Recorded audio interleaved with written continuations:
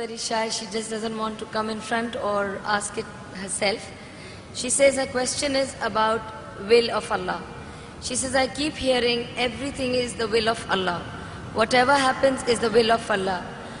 And they say that everything is written already. So then where is the freedom of choice? When Allah gave me freedom of choice, whatever I do, if anything happens, they say, oh, this was written and it's the will of Allah. Then she also says, even with Adam and Eve, similar happened. And if you could explain, if there is so much, everything is written down, then what is my freedom of choice? Sister, that's a very good question, very important question. That if everything is the will of Allah, then where is this freedom of choice? And this is a question not only asked by non-Muslims, even asked by Muslims. It's talking about Qadar. That if it is mentioned in destiny, that I'm going to rob, and if I rob, who's to blame? Allah is to blame. If it is mentioned in destiny, I'm going to commit murder, and I commit murder, who's to blame? Allah is to blame. So where is the free will? So if it is the will of Allah, or if it is mentioned in the destiny, I'm joining both together, then where is the free will? The reply to this question is, it's compulsory that every Muslim should believe in Qadar, but you should understand what is the meaning of destiny. For example, if suppose in a classroom, there are 100 students, and when the teacher teaches the students in the classroom at the end of the year, before the examination, the teacher predicts that this student, he will come out first class first. This student, he'll get second class. This student, he will fail. The teacher predicts why? He knows that this student is very studious, always does homework, does extra studies. This average student, second class. That student, goes for movies, doesn't do homework, misses the class, predicts that that student will fail.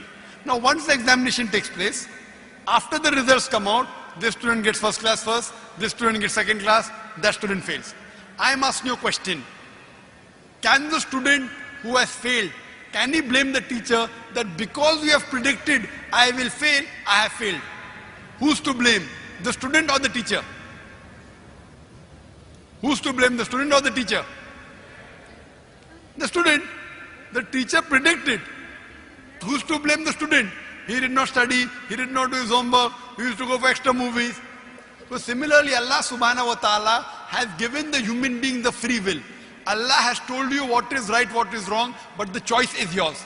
For example, if you come at a crossroad, there are 4 roads, A, B, C, D. You can choose any. You choose road C. So Allah knows in advance that when you come at crossroad, you will choose road C. So Allah writes, when the person comes at the crossroad, he will choose road C. So it is not because Allah is writing that you're choosing, because you will be choosing, Allah is writing. It is not because Allah is writing that you're choosing road C. It is because you will be choosing road C. Allah has ilm ghaib. He has knowledge of the future. He writes in advance. After you choose road C, you come at another crossroad, 5 roads, 1, 2, 3, 4, 5.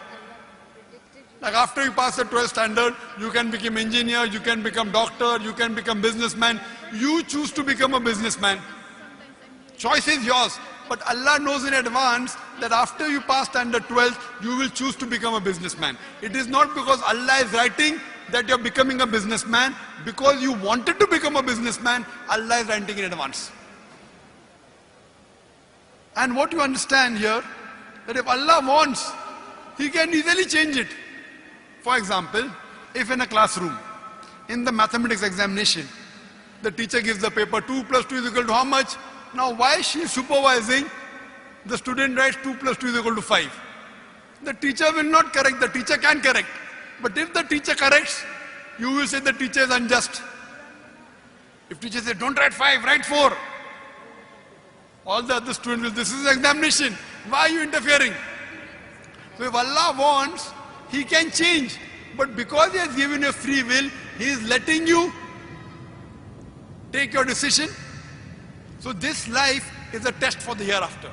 As Allah says in Surah Mulk chapter 16 verse number 2, Alladhi khalaqal mauta wal hayata. It's Allah who has created death and life to test which of you is good in deeds. So this life is a test for the hereafter. Allah has given you and shown you the rules, what is good, what is bad. Then He's given you a free will. It is your choice. Allah does not interfere in your free will. He can if He wants. The Quran says, not even a leaf can fall without the permission of Allah. So whatever happens, happens with Allah's free will, but the decision is yours. And based on that, you will be rewarded or punished. Hope that answers the question. We'll have the next question from the brother's mic in the center.